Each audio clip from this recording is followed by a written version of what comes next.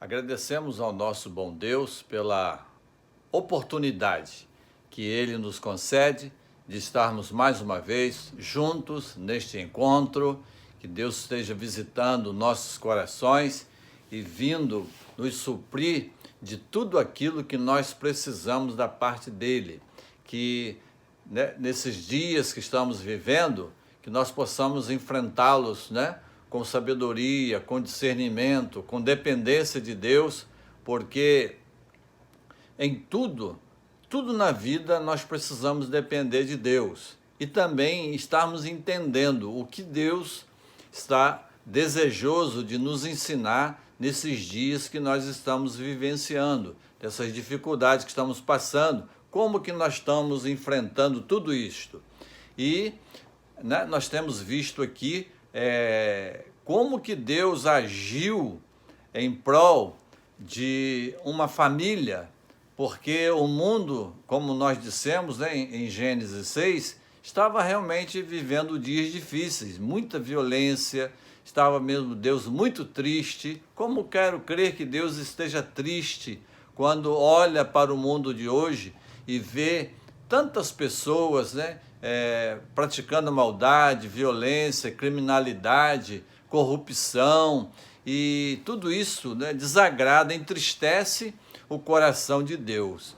E mais uma vez nós vamos nos basear no que Gênesis nos ensina. Estamos aprendendo aí com as experiências de Noé, e interessante que na Rede Record tem passado aí Gênesis, e retratando lá a família de Noé, e nós estamos aqui já há algumas semanas também meditando no que diz a palavra de Deus para nós, e nós vamos continuar então naquela reflexão que nós estávamos fazendo do que significa andar com Deus. Vimos que andar com Deus significa ter comunhão com Deus. Comunhão. Citamos aqui o exemplo de Enoque. Enoque andou com Deus e Deus para si o tomou. Vimos também que andar com Deus significa persistir na obra de Deus como Noé. Persistir, perseverança, coisa que não pode faltar também nas nossas vidas. Também reconhecer os caminhos e pensamentos de Deus como Moisés, andando num território totalmente adverso, estranho. Deus foi sinalizando para Moisés o caminho em direção à terra prometida. Assim como Deus sinaliza para nós como nós podemos chegar na eternidade feliz. Não é verdade? Sinalizou para nós. Jesus disse: eu sou o caminho, a verdade e a vida. Ninguém vem ao Pai senão por mim. Então, Jesus é o caminho. Assim como Moisés foi ensinado por Deus o caminho que ele deveria seguir pelo deserto, no mundo de hoje também nós fomos sinalizados por Deus através da pessoa do seu Filho único, Jesus Cristo. Ele é o único caminho. Não existe outra maneira do homem conseguir entrar no paraíso, entrar para a vida eterna com Deus. Então, louvamos a Deus porque também nós vimos aqui que andar com Deus significa ser corajoso e zeloso como Finéias. Na semana passada, nós fizemos a leitura aqui trocada, mas mesmo assim, vimos que Deus não nos deixou sem a sua direção para a palavra que nós lemos.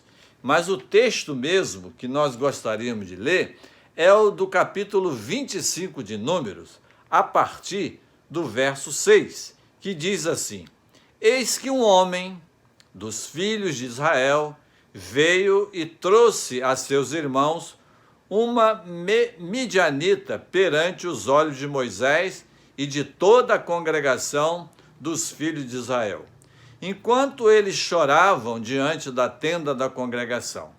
Vendo isso, Finéias, filho de Eleazar, o filho de Arão, o sacerdote, levantou-se do meio da congregação e pegando uma lança, foi após o homem israelita até ao interior da tenda e os atravessou, ao homem israelita e à mulher, a ambos pelo ventre.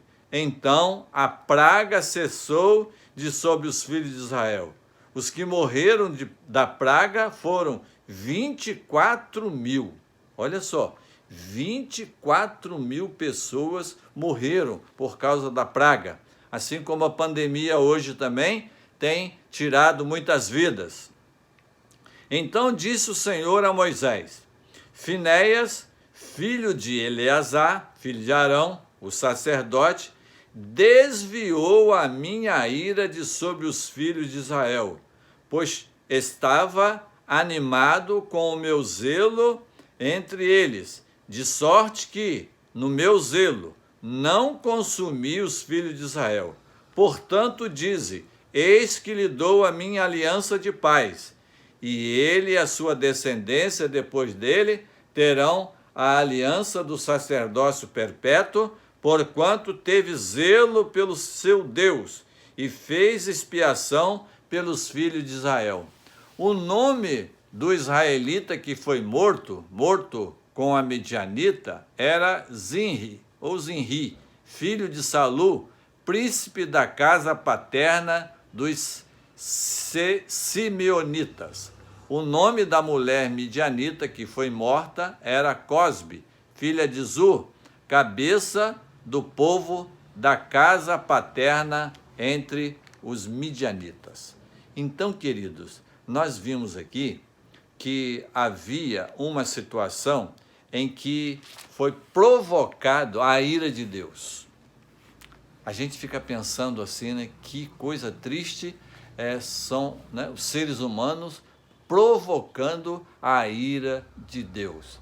A gente, quando fala da ira de Deus, parece que Deus não é amor, né? Não, Deus é amor, mas Deus também se ira. Ele diz: minha é a ira, eu retribuirei.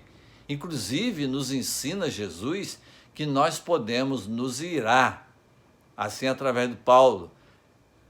Nós podemos ficar irados, mas não pecar, né? Agora, nós podemos irar, mas podemos pecar. Mas Deus se ira e Deus não peca. Olha só, Deus não peca. Ele é perfeito, ele não é carne, não é isso? Embora Jesus também sendo carne, não se irou. Jesus uma vez ficou zangado, não foi? Vocês se lembram? Quando lá no templo, as pessoas estavam lá fazendo da casa de Deus comércio, Jesus pegou um chicote, não foi? Derrubou lá a mesa daqueles vendedores e espantou os animais. As pessoas ficaram assustadas com Jesus. Mas Jesus não se irou naquele momento, ele ficou zangado realmente, né? E nós podemos também entender que quando Deus se ira, é porque a maldade, a violência, a corrupção tem crescido, assim como nos dias de hoje. Agora, falando também num outro aspecto, nós gostaríamos de analisar com vocês que um dia, né, falei sobre Jesus, a ira de Deus caiu sobre Jesus. Como isso? Porque Jesus, quando ele assumiu a minha culpa, as nossas culpas, ali diz que a ira de Deus caiu sobre ele. A ira que estava destinada a cair sobre nós, Jesus assumiu no nosso lugar. Olha que amor grandioso Jesus demonstrou por nós. Não desviando, né, a nossa atenção lá do livro de Gênesis, mas lá também Jesus já se manifestava, antes mesmo, né, do mundo existir, ele já existia, e quando o mundo então se manifestou, através da criação, Jesus estava presente nela, quando Deus diz: façamos o homem conforme a nossa imagem e semelhança. Pai, Filho e Espírito Santo estavam na obra da criação. Voltando então aqui a nossa atenção ao texto, né? Uma praga havia caído sobre a nação de Israel por causa da desobediência, né? Aqui nós lemos, né? E vocês depois podem ler aí com mais calma, o capítulo 25 do livro de Números, né? Eu não li do início, mas olha só. Habitando Israel em Sitim, começou o povo a prostituir-se com as filhas dos moabitas. Estas convidaram o povo aos sacrifícios dos seus deuses, e o povo comeu, inclinou-se aos deuses delas.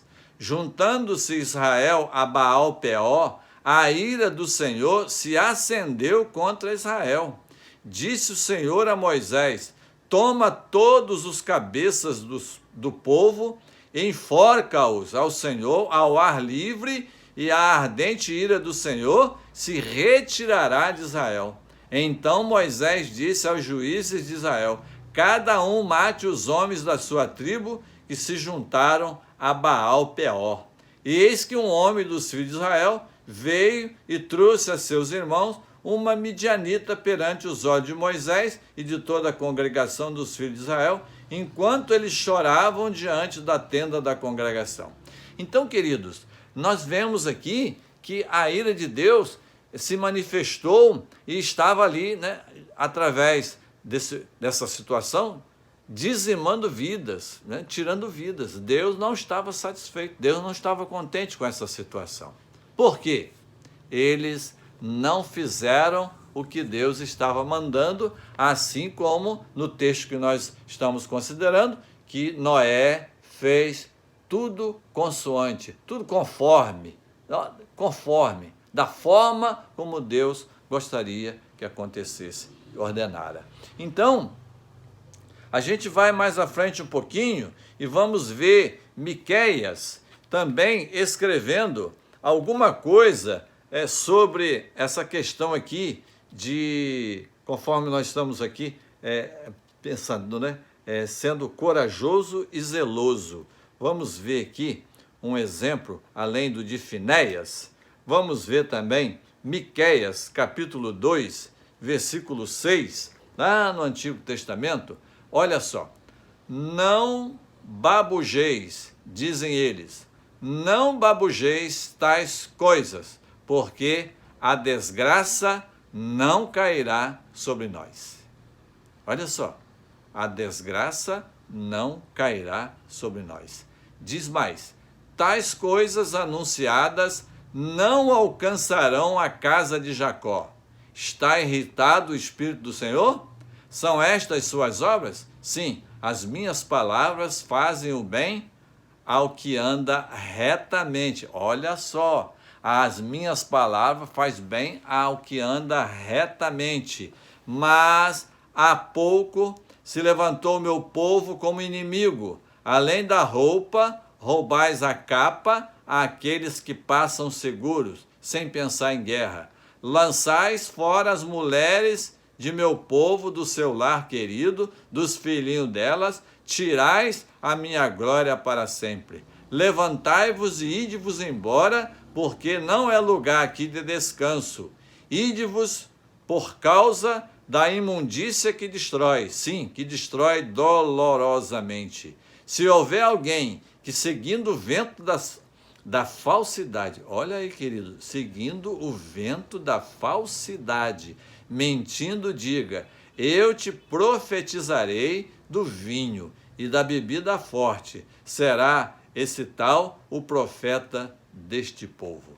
Então aqui também a gente pode perceber na leitura que havia um comprometimento do povo de Deus com outras nações pagãs.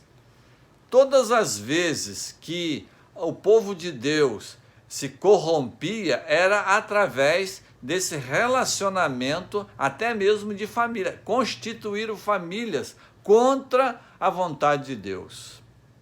Nós temos que ter muito cuidado com essas questões, porque elas podem estar atrapalhando o nosso relacionamento com Deus. Então, andar com Deus significa ser corajoso. Olha só, Miqueias precisou ser corajoso para executar a missão que Deus lhe dera, de desfazer aqueles casamentos, né, com as filhas, né, dos midianitas, porque o povo de Deus se juntou com outras nações pagãs.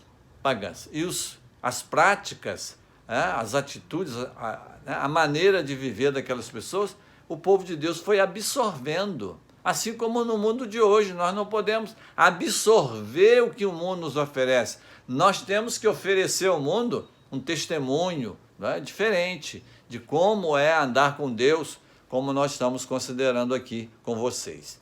Ainda, andar com Deus significa ser destemido como Davi. Destemido como Davi. Lá no livro de 1 Samuel, no capítulo 17, nós vamos analisar, de repente, né, só vamos poder ler o texto, porque é o capítulo todo, 17, não vamos poder fazer aqui algumas considerações, porque o tempo não vai permitir, não podemos nos alongar, né, nisso que nós estamos aqui fazendo com vocês nesta hora. Foi naquele problema do desafio que Golias fez à nação de Israel, quando estavam guerreando ali, né? Saul com o exército de Israel contra aqui, né, os filisteus. Ajuntaram-se os filisteus, capítulo 17 de 1 Samuel. Ajuntaram os filisteus as suas tropas para a guerra e congregaram-se em Socó, que está em Judá, e acamparam-se entre Socó e Azeca em Éfes-Damim. Porém, Saul e os homens de Israel se ajuntaram e acamparam no vale de Elá e ali ordenaram a batalha contra os filisteus. Vamos caminhando aqui, refletindo aonde nós queremos chegar. Estavam estes num monte do lado da Lém, e os israelitas do outro monte do lado da Quém, e entre eles o vale. Então saiu do arraial dos filisteus um homem guerreiro, cujo nome era Golias, de Gate, da altura de 6 côvados e 1 palmo. 6 côvados, dá quase 3 metros. Olha só, olha a altura do homem. Quase 3 metros. Trazia na cabeça um capacete de bronze e vestia uma couraça de escamas, cujo peso era de 5.000 siclos de bronze. Trazia caneleiras de bronze nas pernas e um dardo de bronze entre os ombros. A haste de sua lança era como o eixo do tecelão, e a ponta da sua lança de 600 siclos de ferro, e diante dele ia o escudeiro. Parou, clamou às tropas de Israel e disse-lhes: olha só o que esse filisteu fez. Para que saís, formando-vos em linha de batalha? Ó deboche. Não sou eu filisteu, e vós servo de Saul? Escolhei dentre vós um homem que desça contra mim. Se ele puder pelejar comigo e me ferir, seremos vossos servos. Porém, se eu o vencer e o ferir, então sereis nossos servos e nos servireis. Disse mais o filisteu: hoje afronto as tropas de Israel. Dai-me um homem para que ambos pelejemos. Ouvindo Saul e todo Israel estas palavras do filisteu, espantaram-se e temeram muito. Então, queridos, aí a gente vai ver a importância de uma pessoa que anda com Deus. Posteriormente nós vamos continuar essa leitura, mas vamos analisar aqui esse desafio que esse gigante fez. Por quê? Ele falou, né? Escolha aí entre vocês um soldado da tropa de Saul para pelejar comigo, para lutar comigo. Se ele me vencer, nós vamos servir a vocês. Mas se ele perder, vocês ficarão escravos dos filisteus. Olha que situação. E nós, queridos, não podemos descuidar, porque muitos Golias têm se levantado nos dias de hoje. Muitos Golias. Essa pandemia, por exemplo, pode ser um Golias na vida da humanidade, não só do Brasil, mas de cada um de nós que habitamos o planeta Terra. É verdade. Então, como enfrentar os Golias das nossas vidas? Andando com Deus. Andando com Deus, nós vamos poder enfrentar e vencer esses Golias. Querendo Deus, a gente vai retornar para continuar essas meditações. Estamos considerando a vida de Noé, mas também incluindo outros servos de Deus do passado que deixaram um legado para nós, exemplos para nós também aprendermos com eles e caminharmos para a vitória. Vamos agradecer a Deus? Pai querido, bondoso Deus que nos assiste nesta hora, te agradecemos, Senhor Deus, por esses momentos que passamos aqui, meditando na Tua palavra, que o Senhor nos dê sabedoria para guardá-la e aplicá-la no nosso viver diário. Fica conosco, Deus, abençoa, meu Deus, abençoa cada irmão querido da Amar Obras Sociais. Sustenta a vida de cada um deles, ó Deus, preserve-lhes, ó Deus, a saúde, o bem-estar. Obrigado pela nova casa que eles estão, obrigado pelas equipes que aí prestam serviço, cuida deles também, ó Deus, que a graça do Senhor seja sobre cada um deles, abençoa toda a diretoria, a nossa querida irmã Jesus. Oh, queridos, esquecemos até o nome da nossa irmã, oh, Pai. Desculpa, meu Deus, perdoa, meu Pai, por esse esquecimento. Joseli, oh Deus, sustenta a vida da tua serva, dá, oh Deus, o direcionamento do teu Espírito sobre a casa dela. Fica conosco, meu Deus, nos ajude nas nossas fraquezas e abençoa todos quantos estão também, ó Deus, participando desses encontros nossos, do momento que passamos aqui com os nossos amados irmãos. Perdoa, meu Deus, as minhas falhas, limpa-me do meu pecado. E fica também com aqueles demais irmãos que nos ajudam, ó Deus, nesse trabalho aí que não podemos estar juntos. Que a boa mão do Senhor seja sobre a vida deles. Isso tudo nós te pedimos e agradecemos. Oramos-te no nome de Jesus. Amém. Fica aí a nossa palavra de gratidão a todos vocês. Que Deus continue abençoando-os rica e abundantemente. Um grande abraço a todos.